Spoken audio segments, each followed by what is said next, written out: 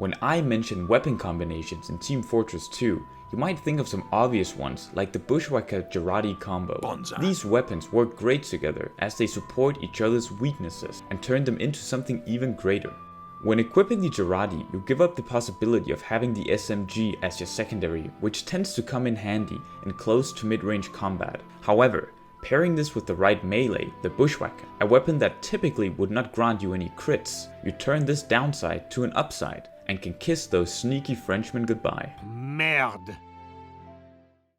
The year is 2014. The long-awaited Love and War update is released, adding reskins, cosmetics, but most importantly 5 new weapons. Of these 5 weapons, 2 of them make, in my opinion, one of, if not the most underrated weapon combination in Team Fortress 2 that you don't see too often on casual servers. Introducing the Airstrike and the Base Jumper. Now you might be wondering how these 2 weapons could compare to a 100% guaranteed crit, and well, they don't. However, what these weapons can give you is an entirely different and viable playstyle, which isn't necessarily a downgrade or an upgrade, but rather a side grade. The whole concept works like this. You jump up with the Airstrike, you activate your base jumper, unload your entire clip of rockets, and let the dopamine rush through your brain.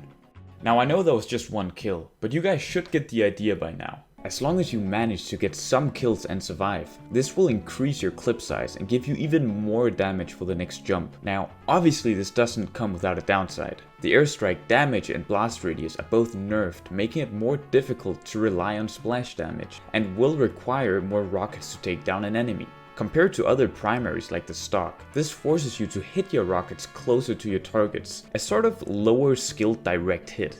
Still following? No! Not sure why you would ever want to switch off your trusty stock and gunboats? Oh yeah! Well, maybe this will be the kicker. By utilizing the Airstrike's function to unload rockets basically instantaneously through the use of the base jumper, you won't have to hit all your rockets. Sure, you'll need to hit a certain amount to take down an enemy, however this does allow for a few mishaps here and there. Missed your first 3 rockets?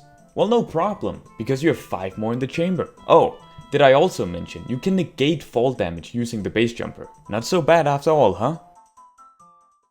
Now, this all sounds pretty great, but the Airstrike base jumper combo is a very situational loadout. On maps like Turbine and Dust Bowl, which are limited in vertical movement, this loadout, unsurprisingly, will not give you the dopamine-inducing gameplay you so desperately desire. I have found this combination to work the best on open maps with high skyboxes, such as Harvest or Upward or Badwater. Due to the sheer amount of rockets being fired, sweaty air-blasting pyros pose a minuscule threat in comparison to more regular soldier loadout. However, there is a distinct counter against this combo that you will have to watch out for at all times. It's a good job, mate. Being a target slowly floating through the sky with no cover in sight will obviously put you in danger. I mean, you're literally a free kill on a platter for any sniper covering the area. Therefore, keeping track of your surroundings and being alert of enemy snipers and their location is even more important now. Not only snipers are able to easily take you out once you're floating through the sky. Given the slow speed while having used the base jumper, anything from demos laying pipe on you to odd gun spies and direct hit soldiers, a lot of players will target you. Now obviously this is a really big deal, given how momentum based the Airstrike is. Therefore, I recommend not getting too cocky, and whilst you're still below 2 kills, try and pry off lonely players to really build up that magazine before going for the stylish plays. If you're able to counter the enemies that are prying at you, maybe even by the help of a friendly medic keeping you alive with the crossbow, So many bombs! aerial domination by use of the Airstrike can produce some serious damage. With the additional supply of rockets being fired, your crit chance will increase as well, making every gamer's favorite part of TF2, crockets, far more likely to appear above them. Oh, you thought we were only gonna cover casual? Nah.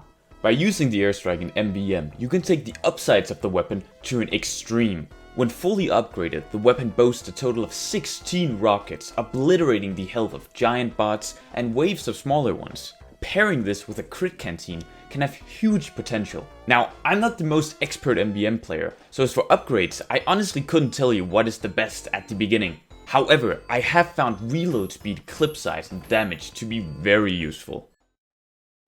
Is the Airstrike base jumper combo the greatest weapon combination to ever exist in Team Fortress 2? Well, no, probably not. Will you always be stomping casual lobbies with this loadout?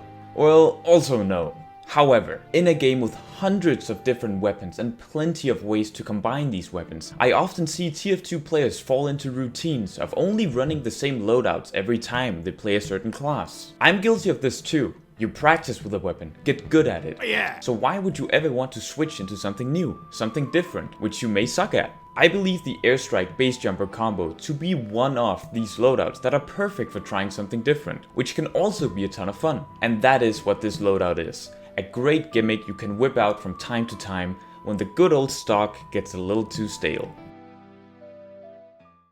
Tell me why ain't nothing but a party. Tell me why ain't nothing but a mist.